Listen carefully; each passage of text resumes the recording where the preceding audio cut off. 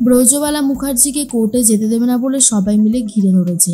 ব্রজবালা বলে, আমি কোর্টে যাবই, আমাকে কেউ আটকাতে পারবে না। মেহেক গাড়ি বার করতে বলে।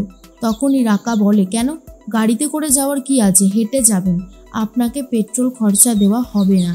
তখনই ব্রজবালা বলে, পেট্রোল নিয়ে আমাকে খোটা দিও না, আর ভুলে যেও না আমি এই বাড়ির সব থেকে বড় কর্ত্রী ব্রজবালা মুখার্জি। তার মধ্যেই মেহেককে বলে গীতাকে ফোন করার কথা। মেহেক গীতাকে ফোন করতেই ব্রজবালা বলে, গীতা, এরা আমাকে কিছুতেই বেরোতে দিচ্ছে না বাড়ি থেকে। গীতা বলে, ঠাম্মিকে যদি বেরোতে দেওয়া না হয় তাহলে কি কি ধারা লাগবে গায়ে সেটা জানলে চমকে যাবেন। আর এই যে ভজন মিত্তির যতই প্ল্যান করুন না কেন, আপনি আর আপনার স্যার স্বয়ং অগ্নিজিৎ মুখার্জি কোনোভাবেই বাঁচতে পারবেন না। সমস্ত দিক থেকে ঘিরে নেওয়া হয়ে গেছে, শুধু কোর্টের হিয়ারিংটা হতে দিন। এর মধ্যে জাগৃতি পুরো চুপ করে রয়েছে। ব্রজবালা মুখার্জিকে আর কেউ কিছু বলতে পারে না। তার মধ্যে ব্রজবালা আর গীতা চলে গেছে থানায়।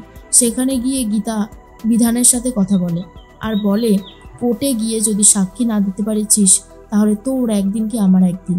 আর স্বস্তিককে মেরেছিস তুই, তাই তোকে তো ছাড়া উচিতই না, বলেই সপাটে দুটো চর কষিয়ে দেয়। আর তার মধ্যে বিধান বলে, কিচ্ছু করতে পারবেন না। হ্যাঁ, কিচ্ছু করতে পারবেন না আপনি, বুঝেছেন? গীতা বলে, আমি কি পারবো আর কি পারবো না সেটা আমি তোর কাছ থেকে জানতে চাই না, বুঝলি?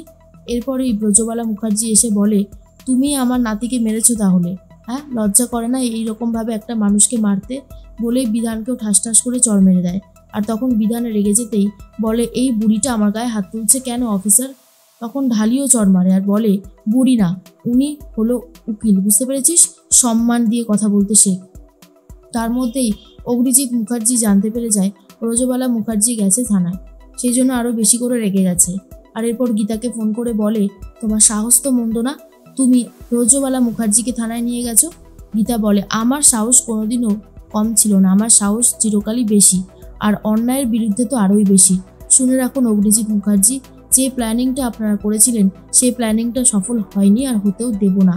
এই কেসটা আমি খুব শিগগিরই জিততে চলেছি।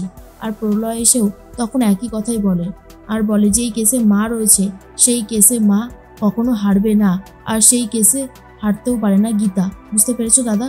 সেই কেস ওরা জিতবেই। এর মধ্যেই পদ্ম বলতে থাকে, উকিল দিদি কী হয়েছে তোমার? উকিল দিদি স্বস্তিককে নিয়ে ভাবতে থাকে। আর এদিকে কাব্য চলে গেছে কৃপানের কাছে হাত জোর করে বলতে, কোনোভাবেই যেন আর স্বস্তিককে না মারা হয়, কারণ স্বস্তিককে আর মারলে এরপরে স্বস্তিক শেষ হয়ে যাবে, তাই বারণ করে। আর কৃপান বলে, আগে তাহলে তুই স্বস্তিককে বুঝিয়ে বল যে ও যেন সাক্ষী না দেয়, আর যদি সাক্ষী দেয় তাহলে ওকে শেষ হতেই হবে।